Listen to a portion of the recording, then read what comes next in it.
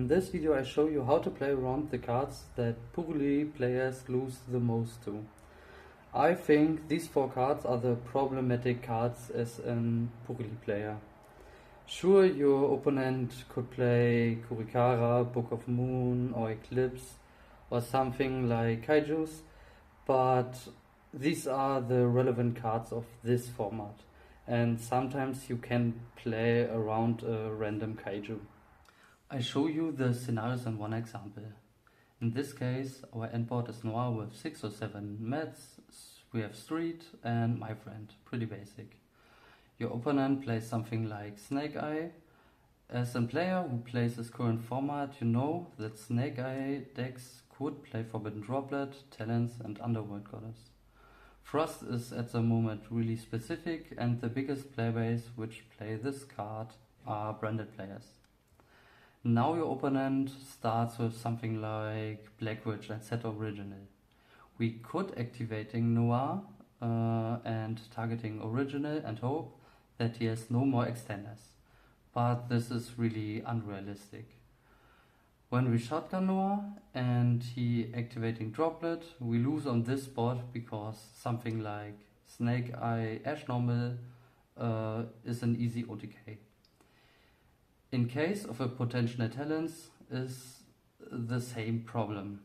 When we shotgun Noir too early, he could activate talents and he could activate talents on rest to take, and we lose on this spot. So the conclusion is that we have to wait and your opponent can do their combo. We try to delay the activation of Noir as long as possible.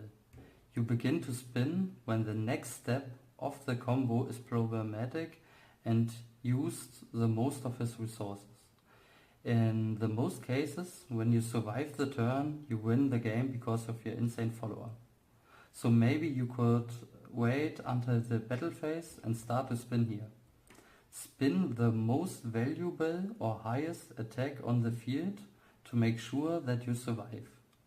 It is really important that you detach the Xyz for the first spin. When your opponent chains Forbidden Droplet now and your Noir has less than 5 materials, in the most case he sends monsters, so you can't chain Noir.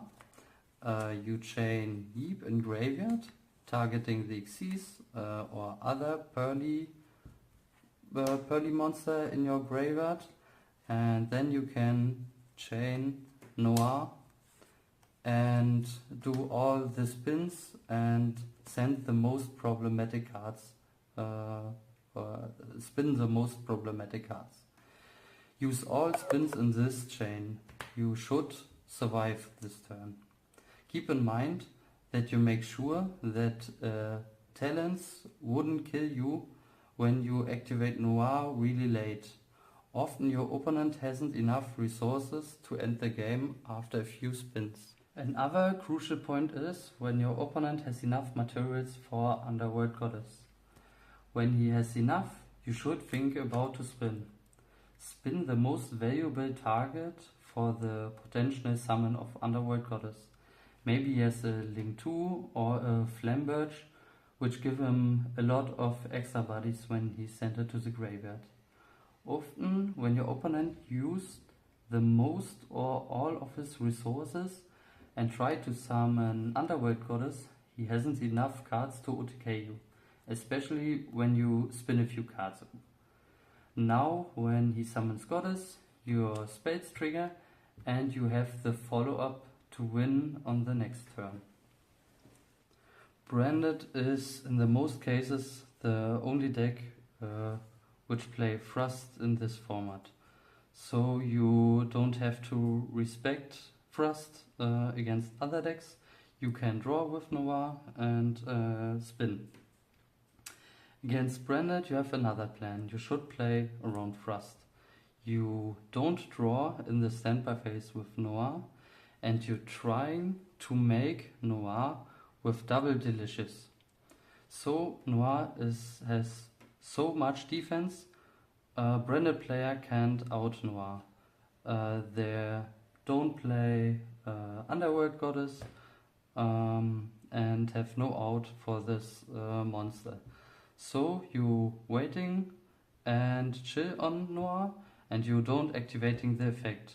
So Frost isn't alive, because sometimes branded player plays Herald of the Abyss, and we don't want to risk this. So we trying to make Noir with Double Delicious and chill. So I hope I could help you a little bit, and when you have any questions about the Purrely deck, ask in the comments and I give you a quick answer, or I make a video about your question.